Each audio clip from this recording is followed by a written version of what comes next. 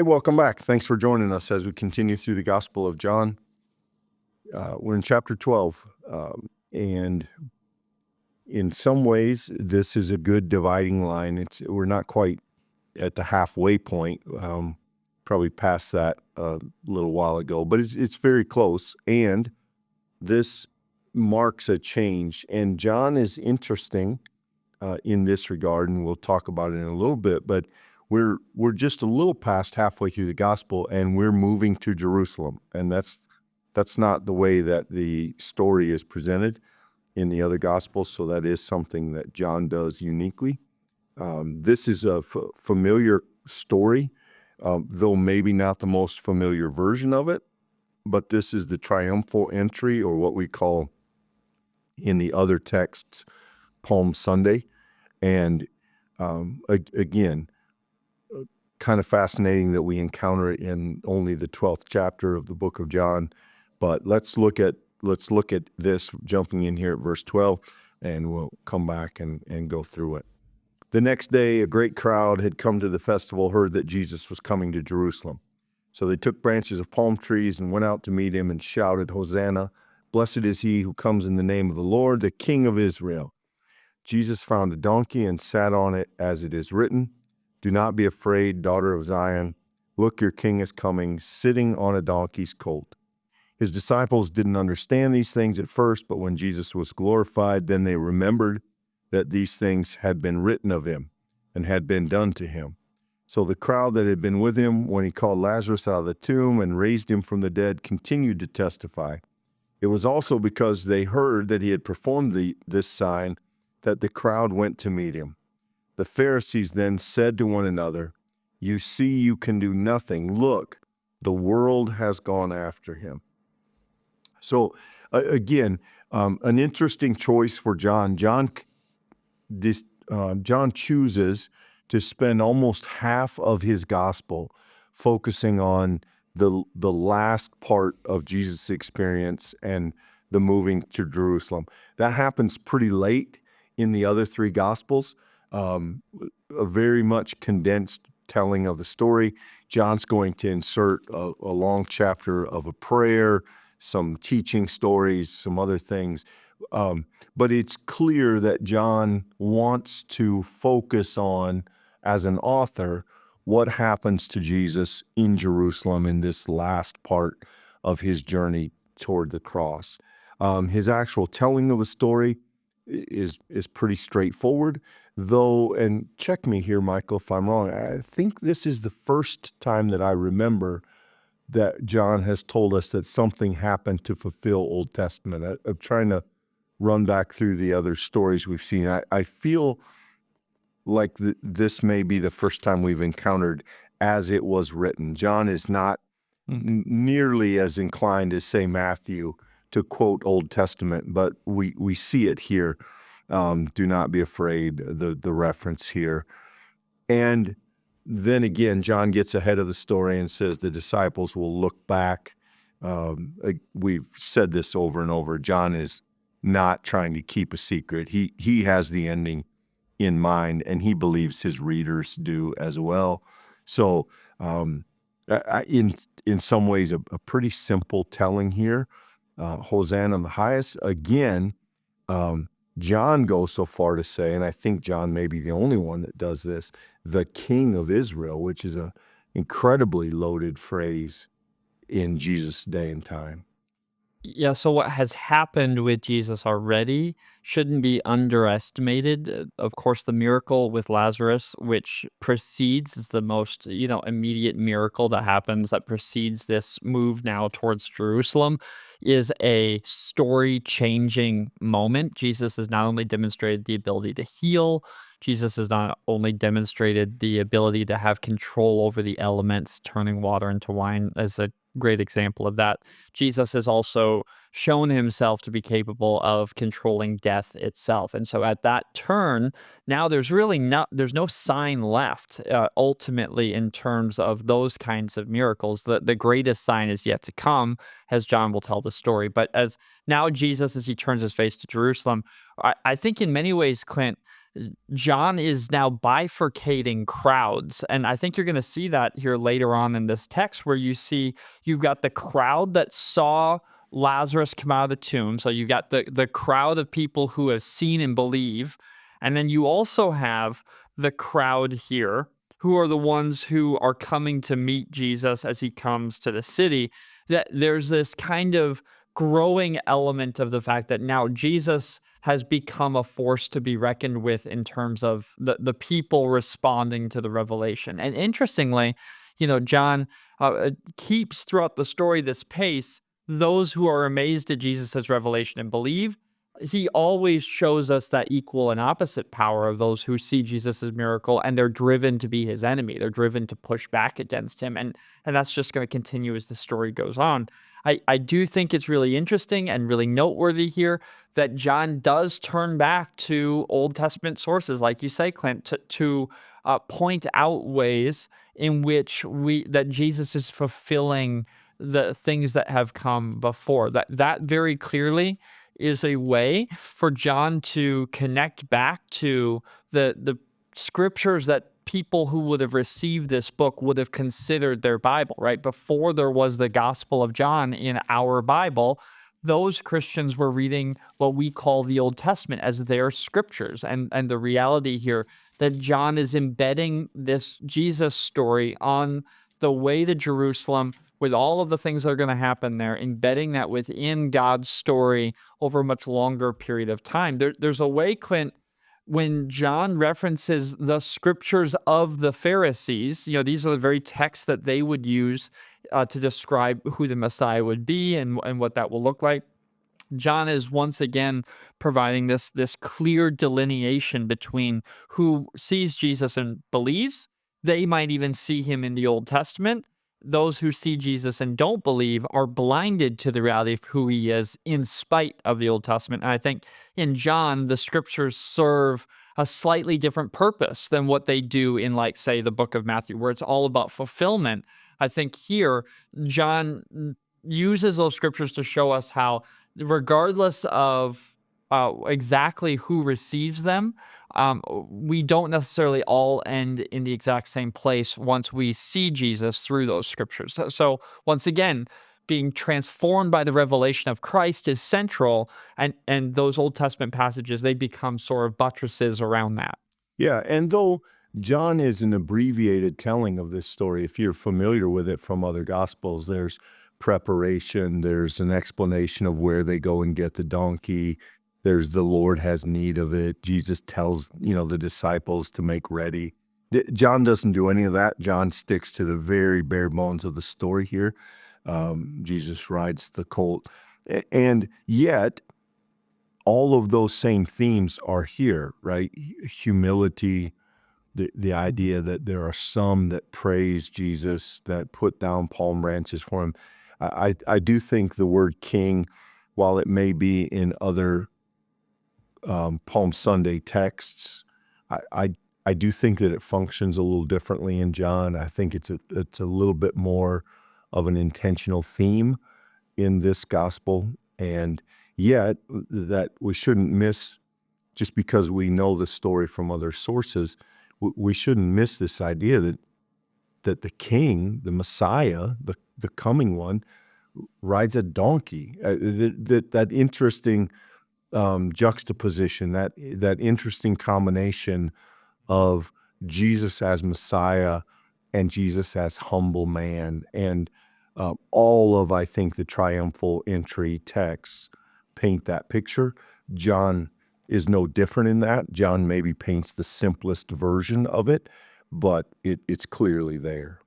Well, it is, I think, nuanced by the Lazarus story, though, Clint, because the king, as was expected by the people, very much did have a militaristic overtone. The idea was the king would have power because the king would command the military strength to do something about the Romans who were lording it over the people.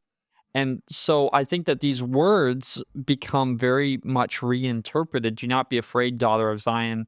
Look, your king is coming, sitting on a donkey's colt. Well, the power that Jesus has is not in the militaristic power of the horse riding into the city, right? That sort of large and in charge image. No, the power of Jesus has already been demonstrated. We're not waiting for it. Jesus has shown his power. He's called a man from death itself. No Roman Caesar could ever call someone from death itself. Jesus has demonstrated the power in the Gospel of John. What is happening is he's showing that in his kingdom, he comes on a donkey. He doesn't need to hold a spear. He doesn't need to be flanked by trained military. Jesus has the power intrinsic to who he is. And so the revelation that comes from these Old Testament texts is, hey, look, that's what they've been saying all along. We just misunderstood them. Yeah, I think there is a temptation at times in Christian history to make Jesus a warrior king. I think that's basically impossible to do in these texts. This is a humble king. This is the king that would ride a colt. This is the king who a few people celebrate and other people, are seeking to kill. And Jesus is not riding in as a conquering hero here. Jesus is riding in as something very different. The humble yet powerful Son of God. And the last thing I think I'd want to point out, Michael, is John does this sort of commentary, that sort of almost parenthetical here from verse 16 following. His disciples didn't understand these things at first, but after he was glorified, they remembered.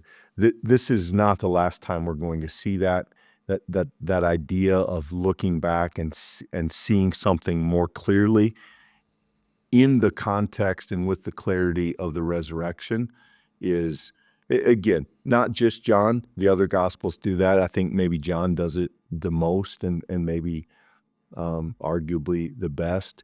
But there is something beautiful about that they see Jesus do a thing, or they hear Jesus say a thing, but they don't yet understand what it means, that it takes Jesus fulfilling his whole mission, his true calling, before the people of God will look back on these stories and reinterpret them, and for the first time, understand what Jesus was saying. You could talk about this when Jesus says, tear down the temple and I'll build it up again.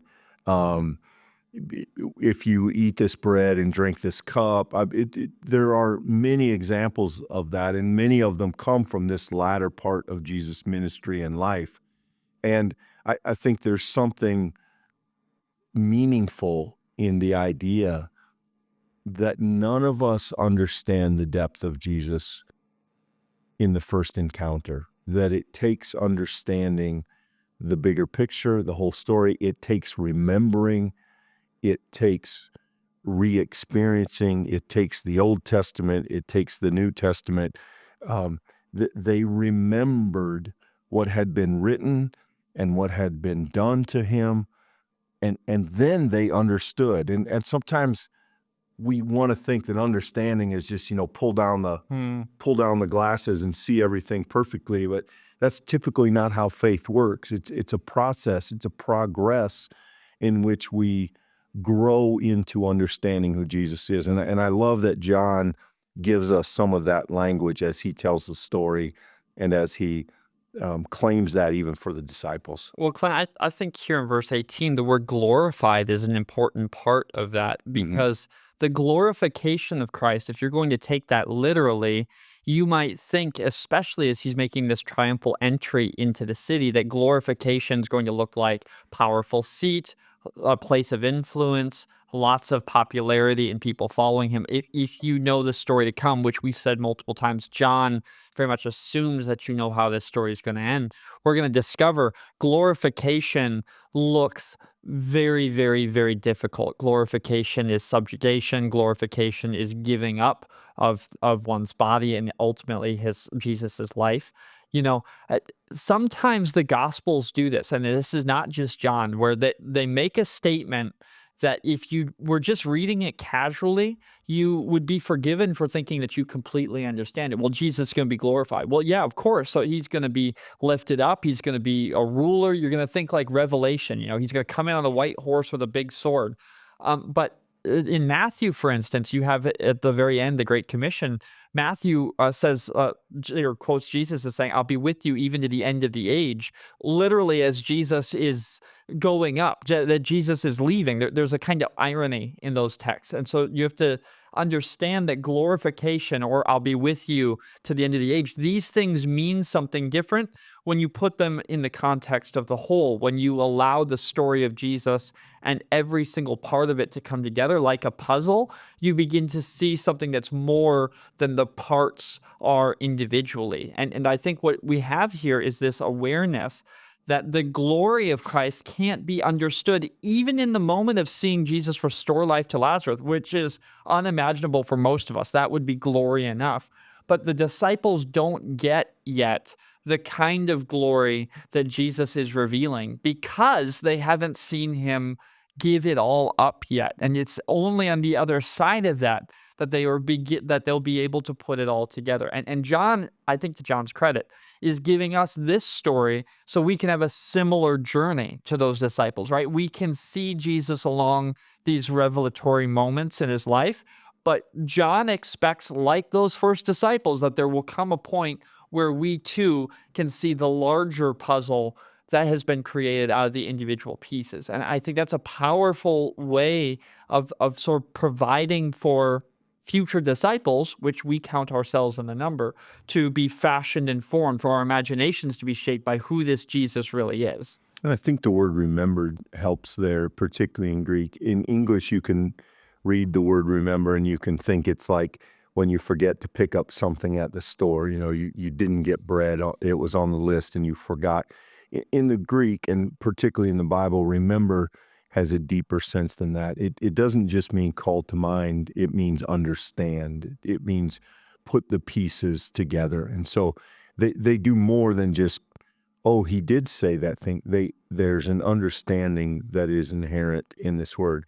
And then the only other thing I would say, Michael, is I think this is true in all four of the Gospels. In some ways, this is the mountaintop for Jesus. Mm-hmm. He comes into Jerusalem, albeit not everybody, but there's some significant part of the crowd that welcomes him, even sings the Messiah songs or quotes the Messiah verses. If you were going to say that there is a kind of high point in Jesus' experience in the Gospels, arguably, I think this is it. We're going to see more conflict and ultimately the persecution and crucifixion. But this is a nice moment. This is the sort of deep breath before we get into the rest of it. And it is, I think in many ways, kind of a pinnacle of the story. It's an interesting kind of triumphal entry. And Yeah. I think that John tells it intentionally that way. But I think if you're going to look for a phrase to be that turning point, Clint, I think you see it here in verse 19. You see, "You can do nothing. Look, the world has gone after him." And that is a kind of recognition that the people have seen. The response is happening. The really interesting thing is, we know the end of the story. There is yet something to do, but only because Jesus is going to allow it. And that's the kind of tone that I think John has woven in, and you've seen this already, right? Is that even in Jesus's highest moments, the places where his revelation of his power is so spectacular and we can see it so clearly, it is often in these places that either Jesus will sort of bring in a darker note. He'll talk about his upcoming death, or he'll share the difficulty of it. I think even in the triumphal entry, the donkey represents a kind of weakness. Even in the triumphal entry, John gives the Pharisees a word as they find themselves in this moment flummoxed. All we have to do is hold on to the story. Just hold on to the thread. John's going to pull us along, and we're going to see how the darkness of this story is only going to grow which is ironic, of course, because the light of the world is present in the midst of the story. But significantly, as we get into the upper room and we hear all these discourses and all of this revelation is still yet to happen, there is a kind of tone of Jesus is drawing near to the hour where he knows what he's going to give up. I think John has a way of building that through the whole narrative, which I appreciate. I think it's really masterfully done. It has something to teach us. Yeah, this is in one sense, the simplest version of the story. In the other sense, the way John uses it, where John puts it, it functions as a really important transition in this gospel. Friends, glad that you were with us here for this study. If you found this conversation interesting, do give it a like. Honestly, can't tell you how much that helps others find it. Subscribe if you want to stick with us through studies like this one in John or other books of the Bible. We look forward to seeing you next time. Thanks, everybody.